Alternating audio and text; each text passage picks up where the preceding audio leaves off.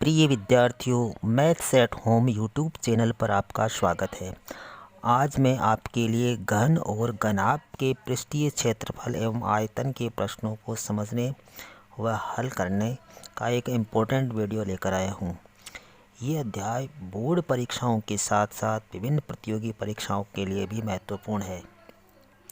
Video शुरू करने से पहले आपसे आग्रह है कि यदि आपने अभी तक चैनल को सब्सक्राइब नहीं किया है तो अभी सब्सक्राइब कर लीजिए।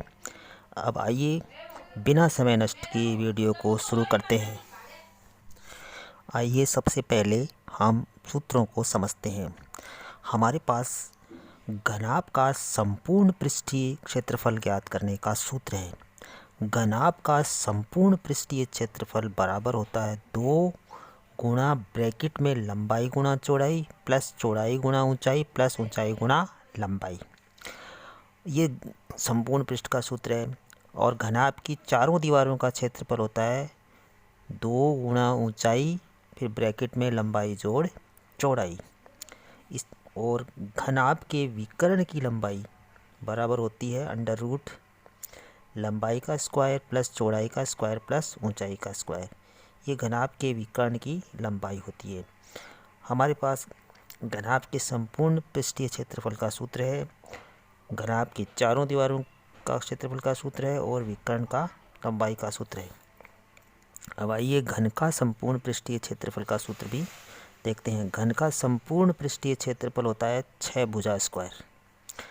6 फलक होते हैं और सभी फलक समान क्षेत्रफल के होते हैं, वर्गाकार होते हैं, भुजा स्क्वायर। ये भुजा स्क्वायर को 6 से गुणा किया, घन का संपूर्ण पृष्ठीय क्षेत्रफल आ गया, जो 6L स्क्वायर भी लिख सकते हैं। L यहाँ पर भुजा है। इसी तरह से घन की चारों दीवारों का क्षेत्रफल 4L स्क्वायर हो जाएगा और घन के विकर्ण की लंबाई बराबर L अंडर रूट 3 होगी। इस प्रकार से हमारे पास ये घन और घनाभ के सूत्र है। आइए इन सूत्रों को कुछ उदाहरणों द्वारा समझते हैं। कुछ सवाल लेते हैं, उनको हल करते हैं और इन सूत्रों का उपयोग करते हैं। तो हमारे पास ये पहला सवाल है। एक घनाभ 12 सेमी लंबा है, 9 सेमी चौड़ा है, 5 सेमी ऊंचा है। इस घनाभ का संपूर्ण पृष्ठीय क्षेत्रफल एवं आयतन ज्ञात करना है। हमें 2 बातें ज्ञात करनी है, एक तो संपूर्ण पृष्ठीय क्षेत्रफल और एक आयतन। हमारे पास घनाभ की लंबाई है, चौड़ाई है, ऊंचाई है। तो आइए पहचानते हैं। घनाभ की लंबाई बराबर 12 सेमी, चौड़ाई बराबर 9 सेमी और ऊंचाई बराबर 5 सेमी। घनाभ के संपूर्ण पृष्ठीय क्षेत्रफल का सूत्र हमें मालूम है, जो इस प्रकार से है। घनाभ का संपूर्ण पृष्ठीय क्षेत्रफल बराबर 2 गुणा ब्रैकेट में लंबाई गुणा चौड़ाई प्लस चौड़ाई गुणा ऊंचाई प्लस ऊंचाई गुणा लंबाई। आइए जो सवाल में दिए गए हैं वो मान रखते हैं।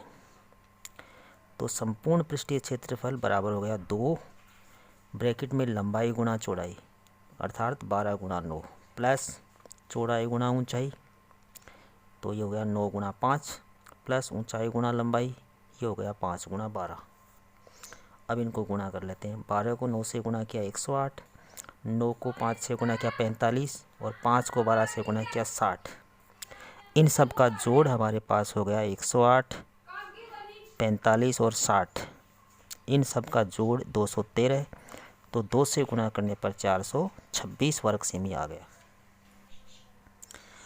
अब हम घनाभ का आयतन ज्ञात करते हैं। घनाभ का आयतन होता है लंबाई गुणा चौड़ाई गुणा ऊंचाई।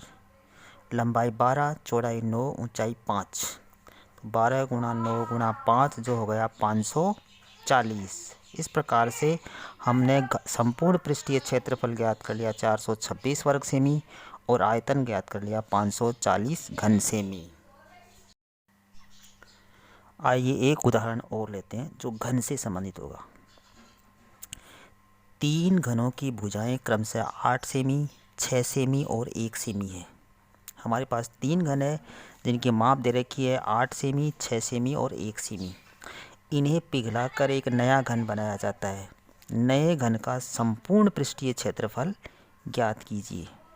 हमारे पास 3 घन है जिनकी भुजाएं 8 सेमी, 6 सेमी और 1 सेमी है। तीनों घनों को पिघलाकर एक नया घन बनाए जाने पर नए घन का आयतन बराबर होगा तीनों घनों के आयतनों का योग। हमारे पास 3 घन है जिनकी भुजाएं 8, 6 और 1 सेमी है। तो एक घन का आयतन 8 क्यूब, दूसरे का 6 क्यूब, तीसरे का 1 क्यूब, और तीनों घनों के आयतनों का हम योग कर लेंगे।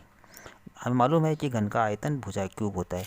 तो इस प्रकार से पहले घन का आयतन 512, दूसरे का 216 और तीसरे का 1, इन सब का जोड़ 729 आ गया।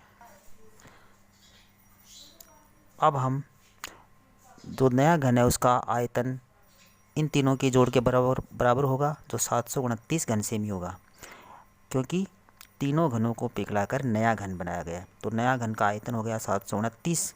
अब नए घन का आयतन बराबर हम जानते हैं भुजा क्यूब होता है, तो 729 के बराबर है। तो भुजा क्यूब बराबर 729 है, तो नए घन की भुजा 729 का घनमूल होगी, और 729 का घनमूल होता है 9। इस प्रकार से हमें नए घन की भुजा मिल गई 9 सेमी। अब हम नई भुजा से नए घन का संपूर्ण पृष्ठीय क्षेत्रफल ज्ञात कर सकते हैं। हमें मालूम है कि घन का संपूर्ण पृष्ठीय क्षेत्रफल होता है 6 भुजा स्क्वायर। तो मान रखें इस सूत्र में, तो 6 गुणा 9 स्क्वायर, क्योंकि हमारे पास नए घन की भुजा 9 सेमी है। तो 6 गुणा 81, 9 का स्क्वायर 81 हो गया, और 6 से गुणा किया 486 वर्ग सेमी आ गया। आशा है आपको ये वीडियो पसंद आया होगा। पसंद आया है तो इसको लाइक कीजिए, अपने दोस्तों में शेयर कीजिए, कमेंट कीजिए, और चैनल अभी तक सब्सक्राइब नहीं किया है तो सब्सक्राइब अवश्य कीजिए। Thanks for watching.